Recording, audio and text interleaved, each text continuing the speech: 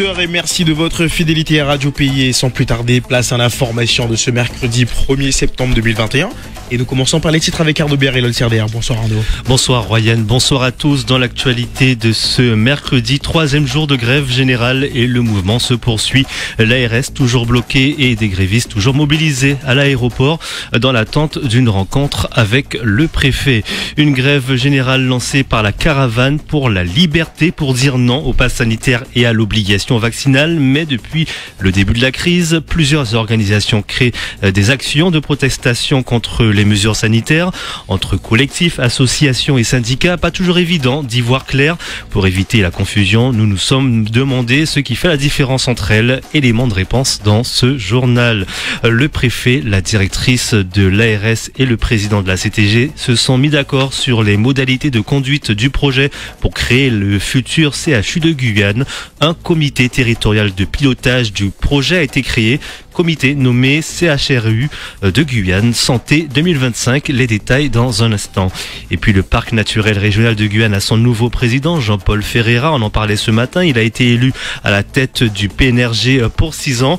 Un nouvel espoir pour le maire de Montsinéry-Tonnet-Grande, Patrick Lecante, qui avait claqué la porte de la structure. On en parle dans quelques instants. Et puis enfin, la guerre au nid de poule se poursuit. On parlera des travaux sur la piste Tarzan menés conjointement entre les communes de Rémière-Montjoly et de Cayenne. Des travaux également rue des Mangues à Mirza. Voici le programme de 18h. Bienvenue à tous et à toutes. Je vous rappelle que le journal de 18h est en diffusion sur le Facebook Live de Radio Pays. Vous le disiez en titre, la grève générale se poursuit. Pour ce 3e jour de grève générale, pas de réel changement dans ce mouvement lancé par la caravane pour la liberté. Les piquets de grève sont les mêmes, l'ARS reste bloqué. Des agents toujours mobilisés également devant l'EHPAD l'Ébène et Saint-Paul. Tout comme à l'aéroport, le syndicat UTG, plateforme aéroportuaire, peu satisfait de la rencontre hier avec le préfet de Guyane, adressera un courrier au préfet pour une nouvelle rencontre. Et puis sans réponse rapide des services de l'État, des actions pourraient être plus fortes, nous indique le syndicat. Il n'y a pas de différence. Par exemple, le DAC... Allez, pour y voir plus clair dans l'organisation de ces mouvements, une question ce midi. Qu'est-ce que la caravane pour la liberté ? Au 3e jour de grève générale, pas toujours évident de savoir qui est à l'initiative de certaines manifestations. On peut le dire, on s'y perd avec la multiplication de collectifs créés depuis les mouvements sociaux de 2017 et encore plus depuis ces derniers mois avec la crise du Covid-19. Alors pour éviter la confusion, nous nous sommes demandé ce qui fait la différence entre la caravane pour la liberté et certaines associations, autres collectifs ou même avec des syndicats. Peu de différence, il s'agit de faire union entre plusieurs organisations, mais certaines peuvent mener des actions en leur propre nom, nous explique Réline Robéry, chargée de communication du collectif. Il n'y a pas de différence. Par exemple, le DAC, Résistance 973, fait partie aussi de la caravane. C'est vraiment la coalition de plusieurs organisations, de mouvements, de partis politiques qui se rejoignent de manière unanime pour dire non à cette politique liberticide qui est mise en place au nom d'une crise sanitaire qui peut être menée sur le territoire autrement. On a coutume de dire que ensemble on est plus fort. Agrette Douri qui a fait Sac Douri, c'est vraiment fédérer nos énergies, nos idées, nos actions, nos forces vives pour que la situation soit considérée vraiment autrement sur le territoire. Clairement, la question des salariés nous touche, nous impacte, nous inquiète. Donc que un syndicat fasse partie de la caravane, ça a tout son sens. Que la FAPEG aussi est signataire, donc que des parents, des organisations de parents d'élèves se positionnent aussi, c'est aussi important. Réline Robéry, chargée de communication du collectif La Caravane pour la Liberté. Allez, on s'intéresse maintenant sur l'avancée du Covid-19 en Guyane. On déplore un nouveau décès lié au Covid-19. 236 cas sont déclarés positifs ces dernières 24 heures sur 1727 tests réalisés. Et puis du côté des hospitalisations, 71 personnes sont prises en charge et 26 en réanimation avec un taux d'incidence en légère baisse avec 450 56 cas pour 100 000 habitants. Création du comité territorial de pilotage pour le futur CHU. Un comité pour une meilleure coordination, un comité territorial de pilotage du projet nommé CHRU de Guyane Santé 2025 qui est constitué. Le préfet, la DGRS et le président de la CTG se sont mis d'accord sur les modalités de conduite du projet de création du centre hospitalier régional et universitaire de Guyane. Les détails d'Edmé Doudi. C'est un comité de pilotage composé de professionnels du secteur de la santé, de la formation et de la recherche, mais aussi d'élus locaux, de représentants de l'État, des personnels et des patients, ainsi que des représentants des socioprofessionnels de Guyane. Ce comité dirigé par le président de la CTG et le préfet se réunira régulièrement jusqu'à la finalisation du projet de CHRU. Il est composé de 59 membres, dont 21 permanents. Parmi eux, la directrice générale de l'Agence régionale de santé qui assumera le rôle de secrétariat général. Le recteur de Guyane ainsi que le président de l'université y siégeront également. La nécessité de bien organiser la démarche du projet et d'associer l'ensemble des acteurs était le mot d'ordre du gouvernement. Le comité territorial de pilotage sera donc l'instance décisionnelle du projet jusqu'à sa création estimée pour 2025. Le CHRU Guyane Santé 2025 débutera ses travaux dès le 9 septembre prochain. Merci Edmé Doudi pour ces précisions. Prorogation de l'état d'urgence sanitaire dans les Outre-mer. Le Premier ministre a présenté au Conseil des ministres hier un projet de loi autorisant la prorogation de l'état d'urgence sanitaire dans les Outre-mer. On le rappelle, la Guyane est sous ce régime depuis le 17 octobre 2020 sans interruption. Le comité scientifique a donné un avis favorable. La délégation Outre-mer de l'Assemblée nationale doit examiner ce projet de loi dès demain et ses rapporteurs seront désignés vendredi en commission des lois. Radio Pays, la suite du journal, Arnaud Béhari-Lolsirder.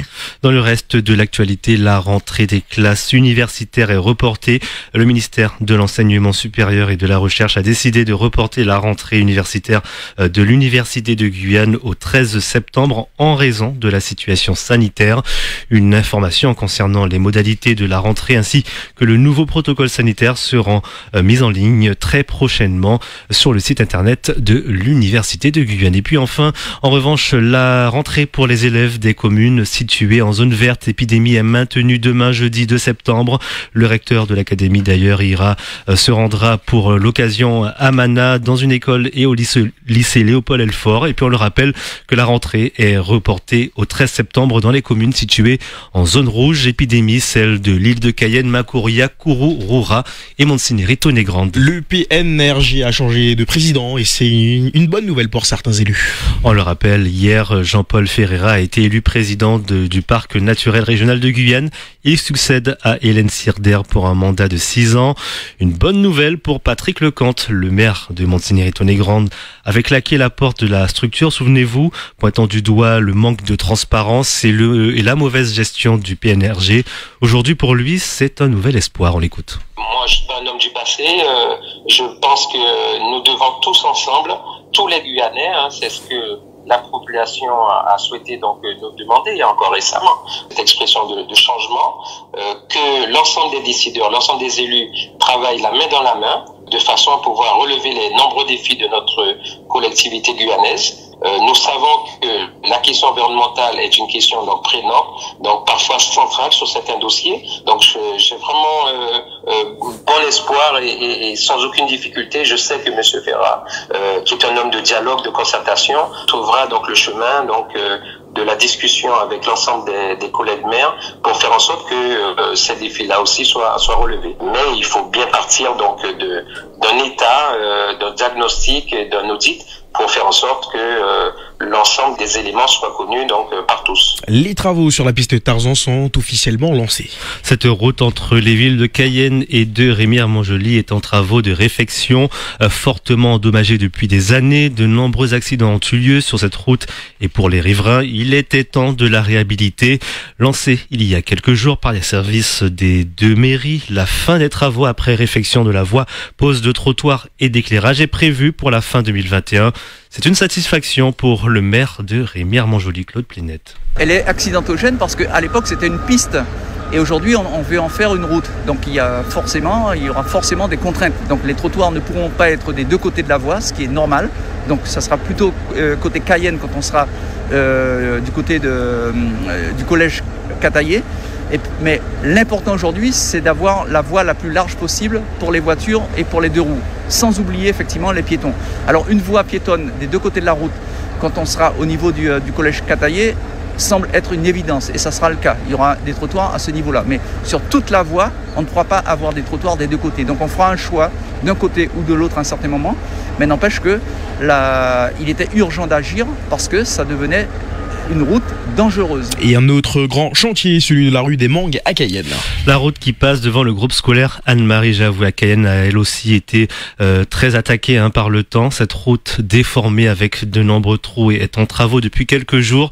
Des travaux dans le cadre de la réhabilitation des routes initiée par la mairie de Cayenne. On écoute Sandra Trochimara. Et la rue des Mangues en fait partie, puisque vous avez quand même un établissement scolaire qui n'est pas très loin.